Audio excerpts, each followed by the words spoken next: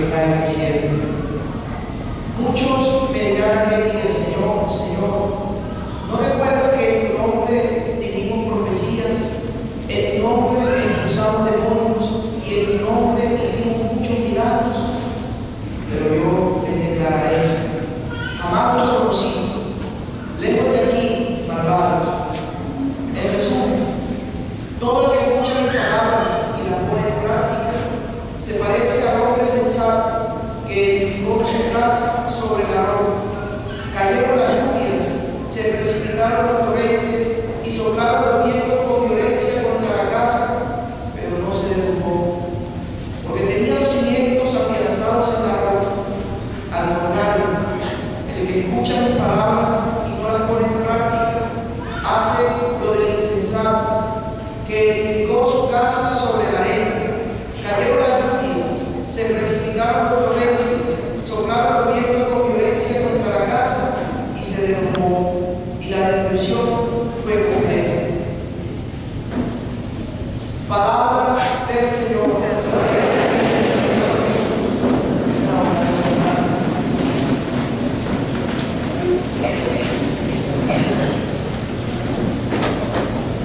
Antes de predicar esta palabra que el Señor nos ha regalado para estos días, yo quisiera felicitarlos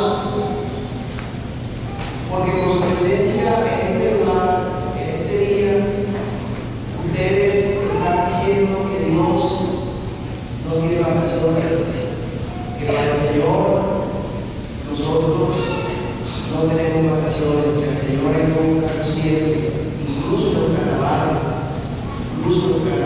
Entonces, a ustedes venir aquí, como siempre vienen los domingos, a sentarse, a hacer comunidad, a escuchar la palabra, a compartir el pueblo y la sangre de Cristo, están diciendo que ese mensaje que ustedes están transmitiendo implícitamente para Dios no hay vacaciones, porque nosotros siempre necesitamos de Él.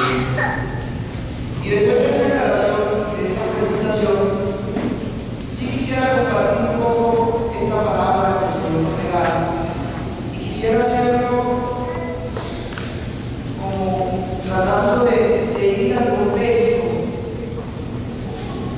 en el que aparece esta palabra, para nosotros poder dar con el centro del mensaje de la palabra de Dios para el día de hoy. Uno siempre escucha la palabra, se pregunta qué es lo que Dios me quiere decir, porque Dios siempre tiene algo para decirnos a nosotros. Y uno no puede venir a misa a buscar lo que el Señor quiere decirle, y uno no se puede ir de misa sin saber qué es lo que Dios quiere decirle. Por eso es muy importante, también fundamental, que haya algo imprescindible cuando uno viene a la Eucaristía, tratar de descubrir, de recibir, de acoger eso que el Señor le quiere decir a cada uno. Hoy tengo que empezar diciendo que en el contexto del mundo viejo se hablaba de la sabiduría, y el término que se utilizaba era sofos. Sofos significa sabio, Sofía, sabiduría. Entonces el sabio, el sofo, el filósofo, el que ama el saber, era una persona que tenía una mente brillante, prodigiosa, podía citar con exactitud dónde quedaban todos los lugares, cuáles eran todas las capitales, cuáles eran todos los autores, cuáles eran las doctrinas de moda, podía hacer la cuenta más grande del mundo lo más rápido posible. Es una persona muy inteligente, era una persona que tenía un coeficiente intelectual demasiado grande, era una persona que tenía la respuesta a todas las preguntas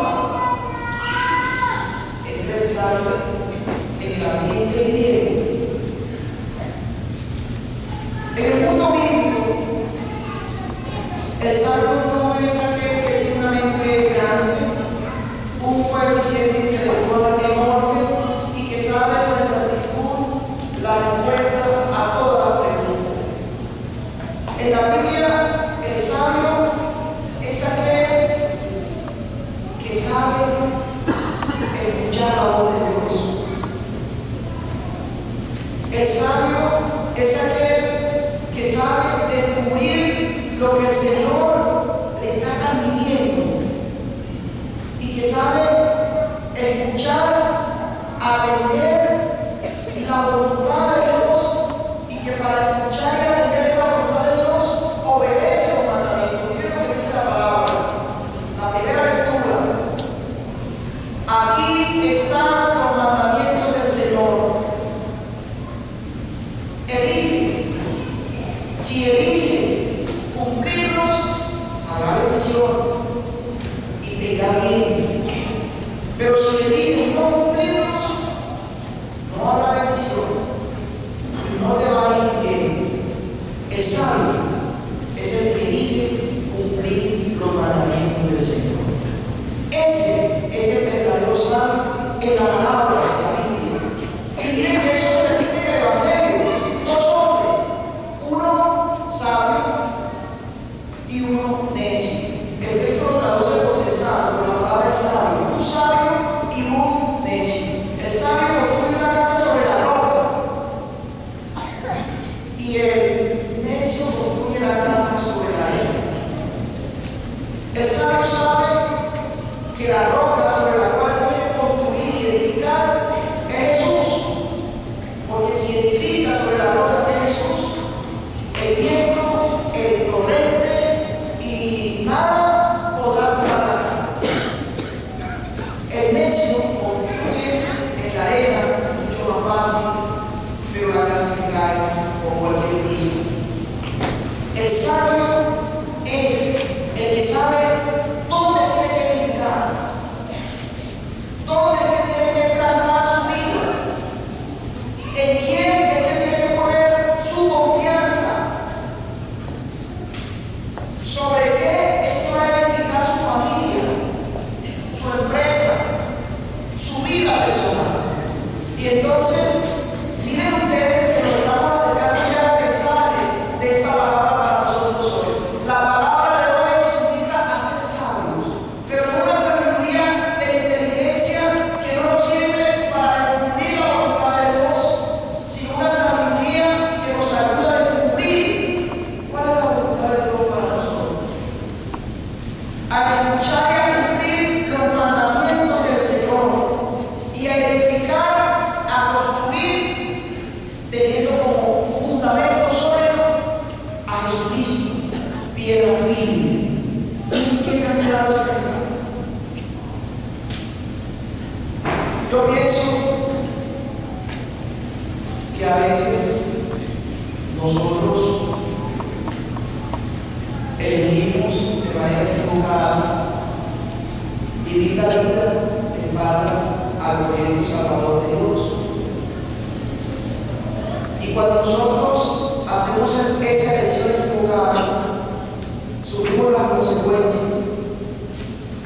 Las consecuencias de vivir la vida de espaldas a Dios siempre son nefastas, siempre son terribles, siempre son duras.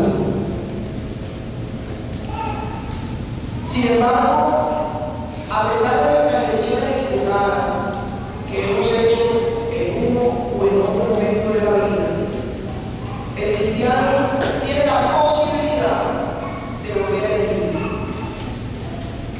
de volver al camino que nos conduce a Jesús, que nos conduce a Dios, a abandonar el camino